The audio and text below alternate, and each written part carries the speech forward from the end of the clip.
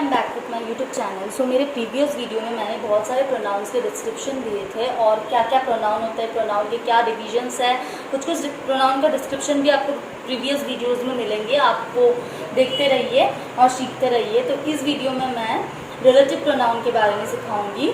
तो relative pronoun क्या होते हैं, रिलेटिव प्रोनाउन का हिंदी अर्थ क्या है, उसका मीनिंग क्या है, डेफिनेशन क्या है, उसको सेंटेंस में क्या यूज़ किया जाता है, सब इस वीडियो में आपको मिलने वाली है। सो बिफोर मूविंग फॉरवर्ड मैं बोलूँगी प्लीज़ मेरे चैनल को सब्सक्राइब करिए, लाइक करिए और शेयर करिए। अच्छा, रिलेटिव प्रोनाउन। अच्छा, रिलेटिव प्रोनाउन, रिलेटिव मतलब क्या हो रहा है, रिलेट करना, मतलब कोई चीज़ से लिंक रखना। तो रिलेटिव प्रोनाउन का जो हिंदी अर्थ है वो क्या है, संबंधवाचक सर्वनाम।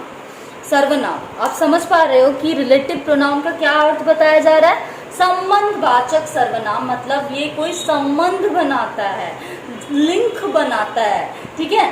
तो रिलेटिव मीन्स रिलेट और लिंक टू अदर थिंग्स। मतलब रिलेटिव का मीन क्या है, रिलेट करना और लिंक बनाना दूसरे जो चीज है उसके साथ। तो इसका मीनिंग आपको समझ में आया। अब डेफिनेशन क्या है, रिलेटिव प्रोनाउन का डेफिनेशन क्या आएगा, जो सर्वनाम रिलेट करते हैं उसे ही रिलेटिव प्रोनाउन बोला जाएगा। किसके साथ रिलेट करते हैं वो भी हम लोग जानेंगे। Relative pronoun are those pronouns that join two sentences, मतलब दो सेंटेंस को जोड़ने का काम करते हैं। And relate to the noun और प्रोनाउन, नाउन और प्रोनाउन को रिलेट करते हैं which is use before it, मतलब जो उसके आगे यूज किया जाता है। एग्जाम्पल क्या है, who, whom, which, that, whose। Pronoun मतलब जो दो सेंटेंस को जोड़ते हैं, मतलब जोड़ने का काम करने से वहां रिलेटिव प्रोनाउन होगा। आप एग्जाम्पल के साथ इसको क्लैरिफाई किया जाएगा, एग्जाम्पल कौन सा है और कौन सा सेंटेंस में क्या यूज होगा आप वो जान। जो चार्ट है वो आपको क्लियर किया जा रहा है। तो हु एक रिलेटिव प्रोनाउन है। हु हमेशा सब्जेक्ट के टाइम में यूज होगा और ये पीपल के लिए यूज होता है, मतलब पर्सन्स और ह्यूमंस के लिए हु यूज होता है। लेकिन वो सब्जेक्ट के तरह जब काम करेगा तब वहां हु बैठेगा। तो देखिए आप, the girl who called yesterday wants to buy the house. मतलब यहाँ पर जो गर्ल जिसको कल बुलाया गया है वो एक घर खरीदना चाहती थी। तो यहाँ पर जो गर्ल है वो सब्जेक्ट की तरह काम कर रहा है, तो इसीलिए हु यूज हो रहा है यहाँ पर। हु यहाँ पर दो सेंटेंस को जोड़ने का काम कर रहा है, इसलिए हु रिलेटिव प्रोनाउन है। ओके, हुम देखिए ये भी पीपल के लिए यूज होगा, लेकिन ये ऑब्जेक्ट की तरह जब काम करेगा तब हुम हम लोग यूज करते हैं स्पेसिफिकली। ओके, तो देखिए, tell me the name of a girl whom you want to marry। तुम उस लड़की के बारे में बताओ जिसके साथ तुम शादी करना चाहते हो। तो तुम बताओ तुम किसके साथ, कौन सी लड़की के साथ शादी करना चाहते हो। तो गर्ल यहाँ पर क्या हो रहा है, ऑब्जेक्ट हो रहा है, तो यहाँ पर whom यूज हो रहा है। तो अगेन आई एम रिपीटिंग कि who यूज होगा सब्जेक्ट की तरह पीपल के लिए, whom यूज होगा ऑब्जेक्ट के लिए, लेकिन पीपल के लिए यूज होगा। ओके, ये दोनों रिलेटिव प्रोनाउन है। Which it is use for things और एनिमल्स। ये एनिमल्स के लिए यूज होता है और थिंग्स के लिए यूज होता है।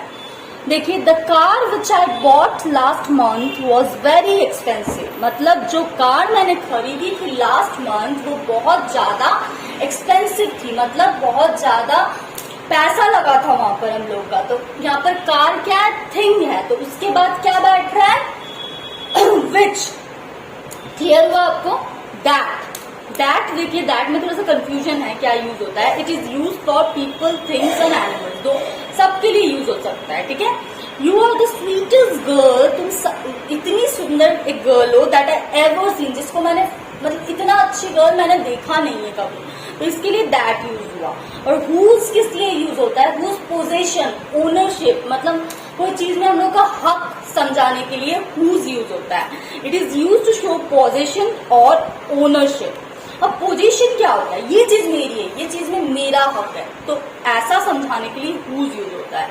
This is the girl whose purse was stolen last time. ये यही वो गर्ल है जिसका पर्स लास्ट नाइट खो गया था, मतलब स्टोलन हो गया था, चोरी हो गया था।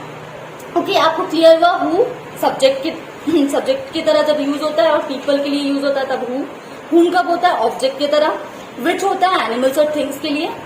दैट, पीपल, थिंग्स, एनिमल्स सबके लिए। हुज, पोजीशन और ओनरशिप के लिए। आपको क्लियर होगा हु और हुम कब यूज होता है। देखिए यहाँ पर दो एग्जाम्पल, बहुत इजी एग्जाम्पल दिया गया है जिससे आप समझ पाओ कि हु और हुम कब यूज होता है। I meet Rohan who has just come. यहाँ पर क्या बोल रहा है?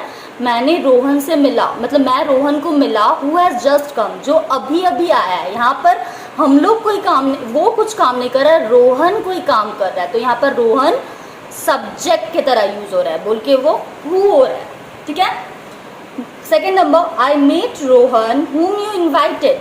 मैं रोहन से मिला जिसको तुमने इनवाइट किया था। यहाँ पर रोहन कोई काम नहीं कर रहा है, रोहन ऑब्जेक्ट की तरह काम कर रहा है, जिसको तुमने इनवाइट किया था। यू इनवाइटेड रोहन, जिससे मैं मिला। तो यहाँ पर रोहन कोई काम नहीं कर रहा, तो वो ऑब्जेक्ट की तरह यूज हुआ। Third number, this is the girl who works hard. यहाँ पर गर्ल काम कर रही है, जो गर्ल मेहनत करती है। तो यहाँ पर गर्ल सब्जेक्ट की तरह यूज हो रहा है, बोल के वो who. Four number, this is the girl whom all praise.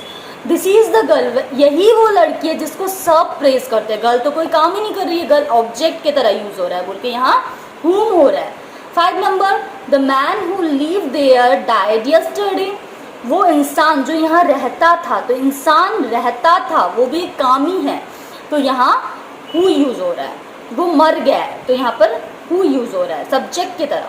6 number, I found my friend who recognised me at once. मैं अपने फ्रेंड से मिला who recognised me at once, जो मेरे को एक बार में पहचान गया है। तो यहाँ पर फ्रेंड एक बार में पहचान गया है, तो फ्रेंड वर्क कर रहा है, तो यहाँ पर हु सब्जेक्ट की तरह काम कर रहा है। आई होप आपको क्लियर हुआ रिलेटिव प्रोनाउन क्या होते हैं, रिलेटिव प्रोनाउन का संज्ञा क्या है, रिलेटिव प्रोनाउन का मीनिंग क्या है, हिंदी अर्थ क्या है, कौन से रिलेटिव प्रोनाउन होते हैं और कैसे सेंटेंस में यूज किया जाता है।